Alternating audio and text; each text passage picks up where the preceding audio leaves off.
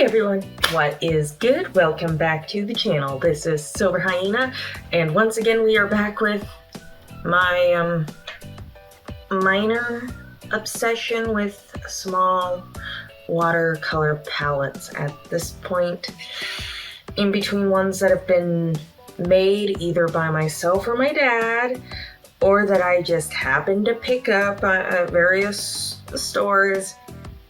I've lost count of how many I actually have. Maybe one of these days I ought to actually count them. But until then, I've got this. And what is this? Jane... Oh, I think that's Davenport. Like, it's fancy cursive writing and I'm having trouble reading it.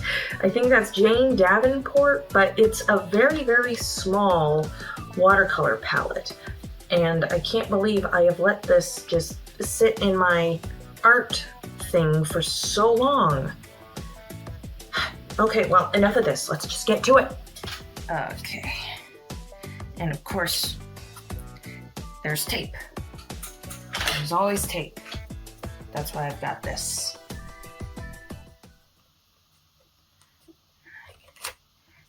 There we go.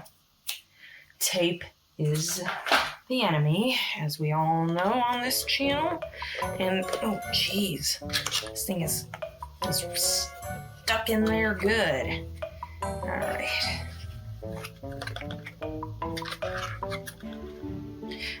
I'm afraid there will be no pour shot today. Am I gonna have to like shred this box to get this dang thing out? Oh my gosh. Jeez, it was like vacuum sealed in there, I swear. Oh, I guess I shan't need that anymore. Yeet.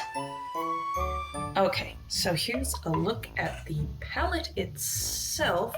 I'm trying to get this into frame. This is very awkward. I am leaning over the side of my chair right now.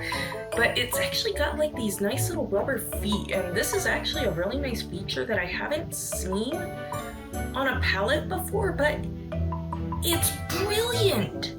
That way it doesn't go sliding all over the place on you. Oh my gosh. Okay, so this one is the Glitz C palette. Oh, and like we get this wonderful little personalized message. Fine watercolors, glitzy hues. I mean, like this just looks like fun. Oh, and it comes with a nice little swatch chart, and we will be using that. And ooh, like this looks nice and individually wrapped. And as we all know, individually wrapped equals fancy. So here, let me just do one of these real quick. Okay, well, as quick as this is gonna be, because geez, they really did a number on these things. It's like you couldn't get it out of the box, and now you can't unwrap the things. Ah, there we go.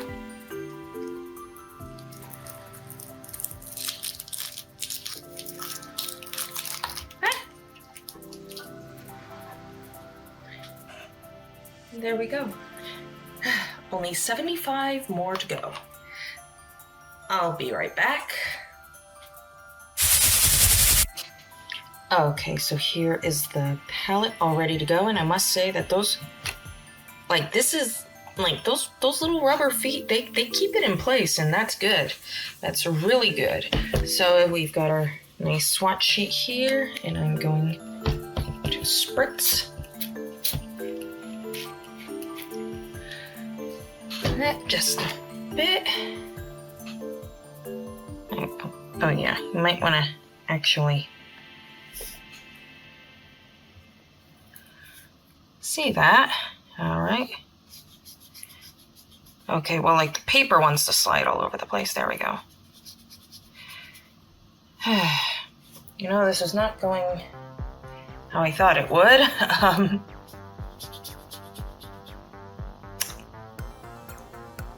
Well, so much for aesthetics. Hang on.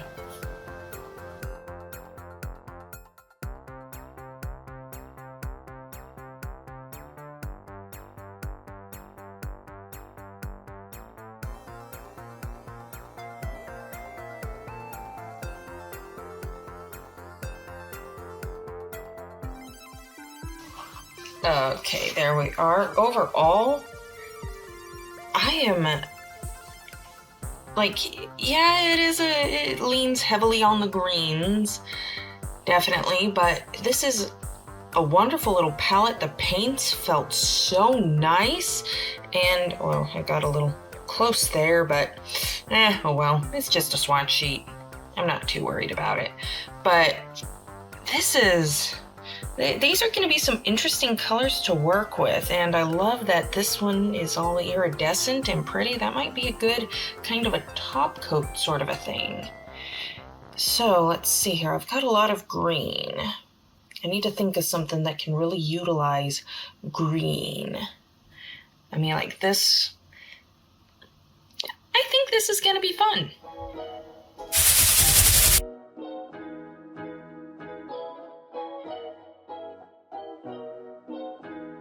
Okay, so once again, we open with the Prismacolor Col-Erase pencils because those are always amazing.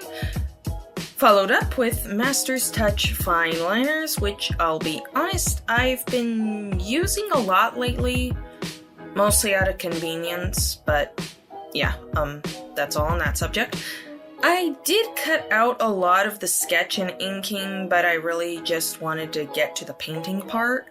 First of all, those little rubber feet on this particular palette were wonderful. I absolutely love not having to chase it around, so big perk there. Just thought I'd mention that. Now the colors. Yes, I know we swatched the colors earlier, but actually using them? Absolutely magical. Perhaps, like, you know, not quite all the way up there with Daniel Smith or Paul Rubens, but these are very nice. I had searched online, and based off of my 10 minutes of research, I could not find anything about light fastness. Honestly, that's really the only thing that I have to pick at. If I could find more Jane Davenport palettes that are reasonably priced, I would pick them up. That's how much I loved them. They mix well, layer nicely, and have great coverage. But the true MVP of this video? Five Below's watercolor paper. Yes, this cheap watercolor paper. I've used it before, but the paint that I had used, they were nothing special. Lousy would have been a good way to put it. But dang, this paper could take a beating. The video is all sped up, so it's probably hard to see, but I slathered up this paper with several layers of water, and it took it all like a champ. So if you've never thought about looking into watercolor paper from Five Below, you might want to consider trying it out for yourself. If you've ever used Jane Davenport watercolors or Five Below watercolor paper, post your thoughts in the comments below. As always, I love hearing what you guys have to say. I mean, like, as I've mentioned in past videos, I've got a serious weakness for watercolor palettes, especially those small tins, like, well, this one. One of these days, I'll need to pull out all of my watercolor palettes at once in a single video just because.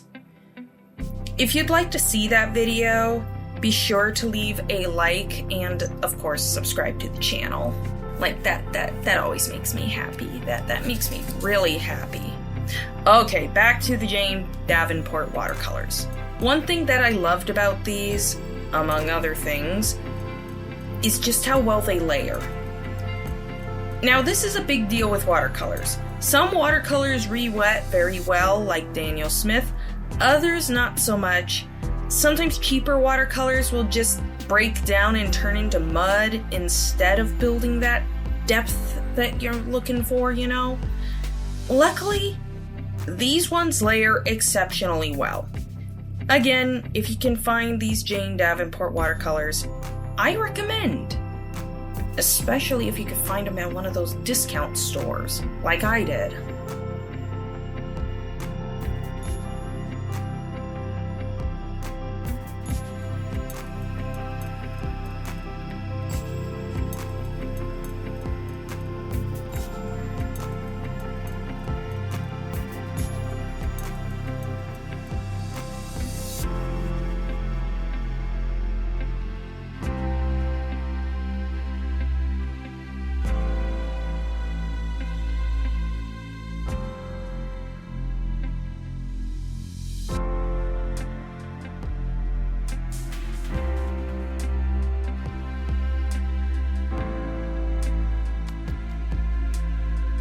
Okay, now this was just something that I've been meaning to try for myself. Of course, I only had the fancy Himalayan pink salt available, but hey, like, you know, beggars can't be choosers. The idea is to sprinkle coarse salt on the wet paint and it soaks up the color and makes cool effects, in theory. Well, it didn't turn out how I thought. I'm not disappointed either. It's a fun little experiment, and I think I'll need to do another video on this particular subject. Salt! Not just for cooking, or gaming for that matter.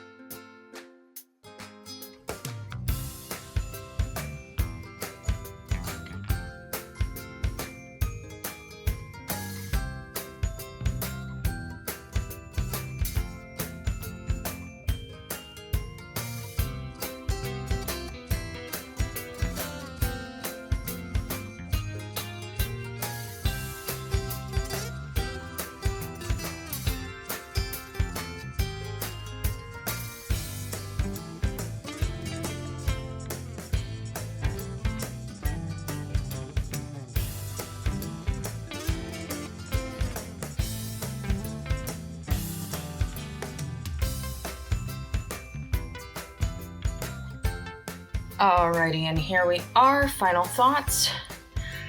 I loved this watercolor. It was amazing. It was absolutely fantabulous. Yes, I know that's not a real word, but it is now. And I had so much fun using it. I'm still not sure the salt thing worked entirely the way I had envisioned, but oh well, it was an experiment. I still had fun with it. It left some pink stains, but I only had pink salt. What was I supposed to do? Stop filming, go to the store and pick up the salt that I needed? Okay, some of you are probably gonna say yes, and I probably walked right into that one, but I was impatient and wanted to get things rolling, so I used what I had. Anyways, with all that being said, I certainly hope that you have enjoyed this video.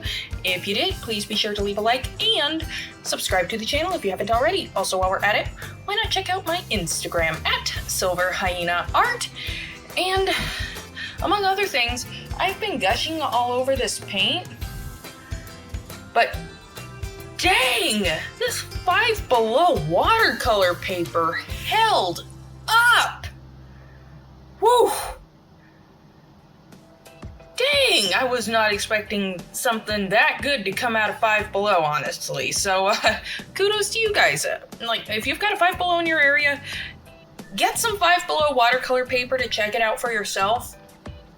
I mean, it's gonna be $5, okay? Anyways, stay creative, everybody. Bye!